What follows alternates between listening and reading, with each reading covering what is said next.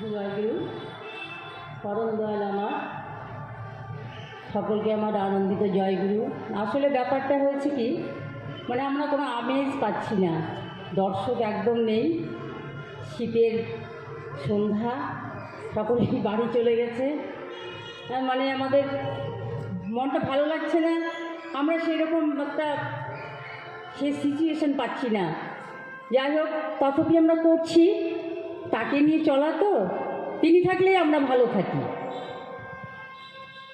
ঠাকুর মায়েদের কথা বললেন, কবি নজরুল ইসলাম বললেন, এ বিশ্বে যত ফুটিয়াছে ফুল, ফলিয়াছে যত ফল, নারী দিল তাহে রূপ রস গন্ধ, মধু সুনির্মল। কোনোদিনে একা হয়নি কো জয়ী পুরুষের তরবারি, শক্তি দিয়েছে, প্রেরণা দিয়েছে বিজয় লক্ষ্মী নারী, নারী শক্তির উৎস।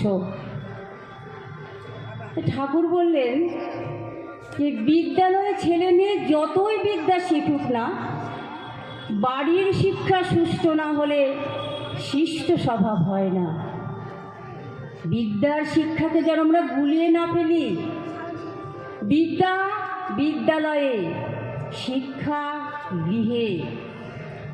আমরা যখন পড়াশোনা করেছি তখন কিন্তু সব 6 ক্লাসে আমরা ভর্তি হয়েছি, আর ওই 6টি বছর আমরা মায়ের কাছ থেকে শিক্ষা পেয়েছি, মা, ঠাকুমা, দাদা, দিদি, প্রত্যেকের কাছ থেকে। এখন কি হচ্ছে, 3 বছর হতে না হতেই তাদেরকে নার্সারিতে পাঠিয়ে দেওয়া হচ্ছে। সে বইতে পারে না, বইয়ের ব্যাগ, তবু তাকে আমরা পাঠাচ্ছি। মায়েরা কি বলছেন যে যতক্ষণ ওরা স্কুলে থাকে ততক্ষণই ভালো, ততক্ষণ আমি ভালো থাকি। এটা কি শিক্ষা? স্কুলে ওই বিদ্যাই হয়, শিক্ষা হয় না। ঠাকুর বললেন, ছেলেপুলে ঝগড়া, স্বামী স্ত্রীতে ঝগড়া করে ছেলেপুলেই দেখে, গোল্লারে সদর দ্বারে বাছাগুলোই রাখে। স্বামী স্ত্রীতে ঝগড়া করে, সন্তান আড়ালে দাঁড়িয়ে থাকে, দেখে। এমন এমন কিছু কথা থাকে যেগুলো কথা স্বামী স্ত্রীর মধ্যে সারা জীবন গোপন থাকে, কিন্তু ঝগড়া যখন লাগে তখন কি হয়, সমস্ত কথা বেরিয়ে আসে। রামকৃষ্ণদেব বলতেন, একটা মানুষের স্বরূপ যদি বুঝতে হয় তবে তাকে রাগিয়ে দাও, তা দেখবে তার রূপটা, তার স্বরূপটা তখনই বুঝতে পারবে। তা স্বামী স্ত্রীতে যখন ঝগড়া হয় তখন তাদের ভেতরের যে কথাগুলো তাদের কোনোদিনই বলার ছিল না, সে কথাগুলো তারা বলে ফেলে। আর সন্তানটা আড়ালে দাঁড়িয়ে থেকে বলে, এই আমার মা, এই আমার বাবা, তার পায়ের তলা থেকে মাটি সরে যায়। মায়ের প্রতি ভক্তি, পিতার প্রতি শ্রদ্ধা তার কমে যায়। সেটা যখন বড় হয়, মা যখন তাকে শাসন করে, তখন সন্তানটা কি বলে, বাবা বললো তুমি অমুক। বাবা যখন শাসন করে তখন বলে, মা বললো তুমি অমুক। দেখুন ঠাকুর আমাদের কোন জায়গাটা আঘাত করেছে, যে একটা সন্তান মা বাবার চলনের উপর নির্ভর করে। সন্তান ধারণ কষ্ট, কিন্তু সন্তান পালন কিন্তু আরও কষ্ট। তাই মা বাবার যদি মধুর সম্পর্ক না থাকে, সেখানে কখনোই সুসন্তান আসতে পারে না। ঠাকুর বললেন, অভ্যাস ব্যবহার যেমনতর, সন্তানও পাবি তেমনতর। প্রভাবতী দেবীকে প্রশ্ন করা হয়েছিল, আপনি কেমন করে রত্নগর্ভা হলেন? পৃথিবীতে তো এত মা আছে, আপনি কেমন করে রত্নগর্ভা হলেন?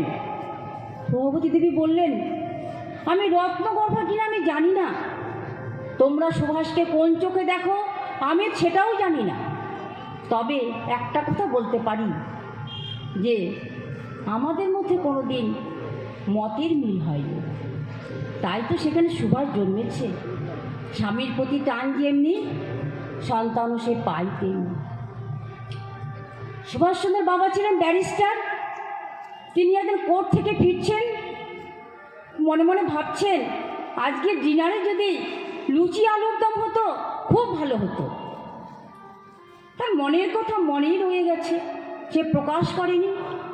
যখন সে ডিনারে বসে তখন দেখছেন তার স্ত্রী তাকে লুচি আর আলুর দম পরিবেশন করছে। তখন বলছেন অবাক হয়ে, তুমি কি করে জানলে আজকে আমার এটা খাবার ইচ্ছা হয়েছে?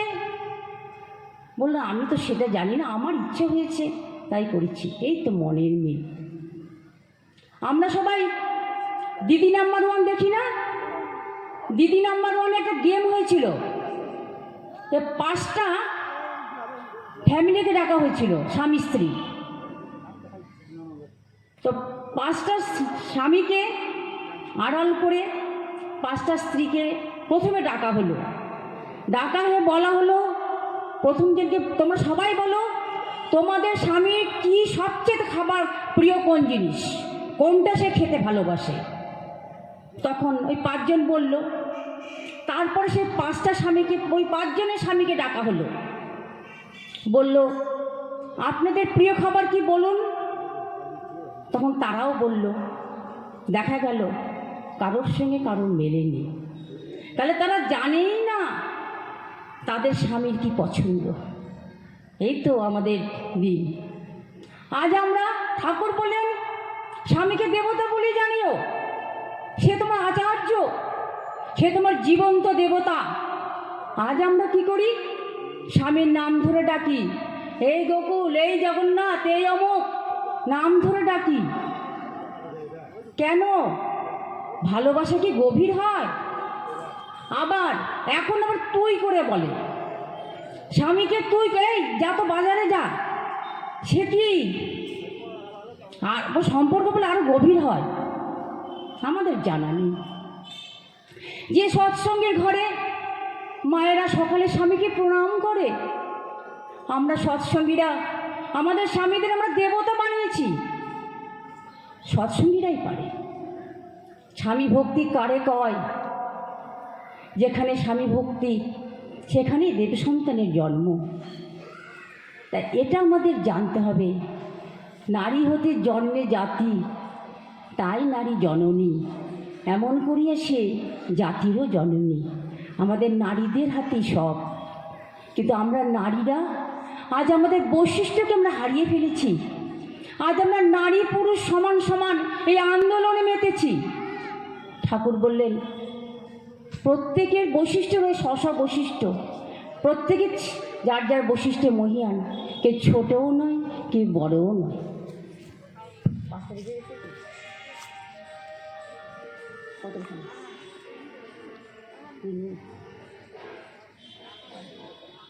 ঠাকুর বললেন সুসংবদ্ধ জাতি গঠনে নারীর ভূমিকা অপরিসীম। কারণ নারীর গর্ভে সবার জন্ম, নারীর হাতে লালন পালন, নারীর হাতে বেড়ে ওঠা সব কিছু। এই নারীরাই এই সংসারগুলোকে ধরে রেখেছে, কোথাও ভগ্নী রূপে, কোথাও নারী রূপে, কোথাও স্ত্রী রূপে এই সংসারগুলোকে ধরে রেখেছে। নারীর যদি এই বন্ধন যদি না থাকতো, নারীরা যদি এইভাবে সংসারগুলিকে সুন্দরভাবে বেঁধে না রাখতো, তাহলে কোথায় উড়ে যেত। তাই মায়েদের ঠিক হতে হয়। প্রত্যেকটা সংসারে মায়েরা যদি ঠিক থাকে, তাহলে দেখবেন সেই সংসারটা সত্যি সুন্দর হয়ে উঠবে। আর বেশি কথা নয়, সবাই ভালো থাকুন, সুস্থ থাকুন।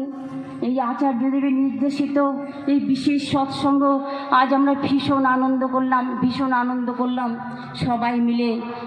মানে দিনটা আমাদের মধুময় হয়ে উঠল। প্রত্যেকের মঙ্গলময় জীবন, সুন্দর জীবন, ঈশ্বরচ্ছল জীবন কামনা করি। প্রত্যেকে ভালো থাকুন, সুস্থ থাকুন।